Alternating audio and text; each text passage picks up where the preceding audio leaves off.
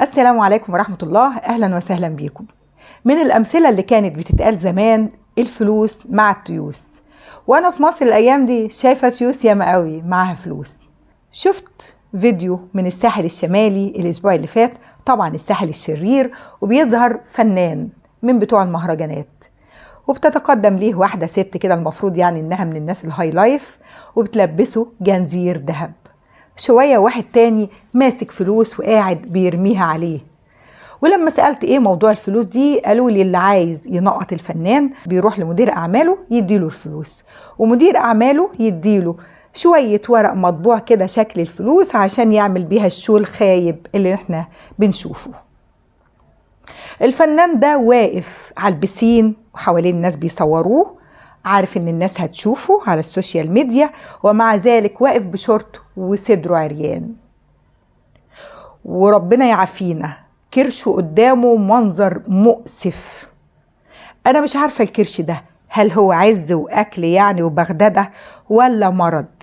ايا كان المفروض ومن الادب ومن الذوق يداري نفسه، ولو كان مريض يتعالج، ولو كان ده عز وبغدادة يروح الجيم. عيب ما يصحش يا فنان.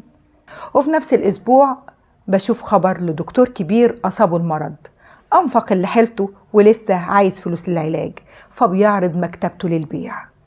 يا للهول على رأي يوسف وهبي.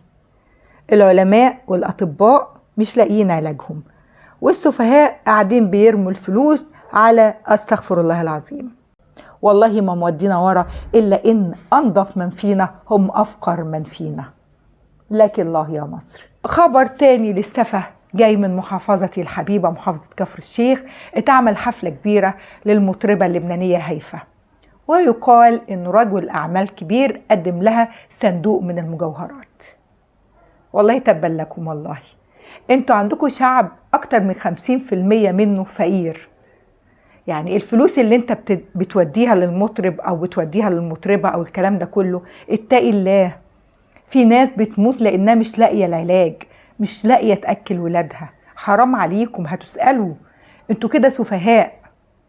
لازم كلنا نقول للسفيه انت سفيه، ولازم كلنا لما نشوف الغلط نقول عليه، واللي يتعلم يتعلم، واللي ياخد من كلامنا ياخد، بس احنا نعمل اللي علينا. اقسم بالله شكل الفنان بمنظره والناس حواليه فكرني بعجل بني إسرائيل، العجل اللي عبدوه بني إسرائيل.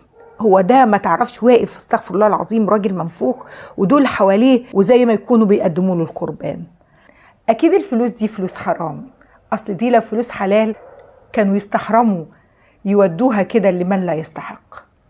من حقك الفلوس اللي ربنا اديها لك عيش واستمتع، لكن الزيادة عايز تطلعها طلعها للفقير المستحق، ربنا هيسألك عن مالك. اتمنى بقى تكونوا عملتوا لايك وسبسكرايب للقناة، وإن شاء الله أشوفكم في موضوع تاني يهمنا كلنا، والسلام عليكم ورحمة الله.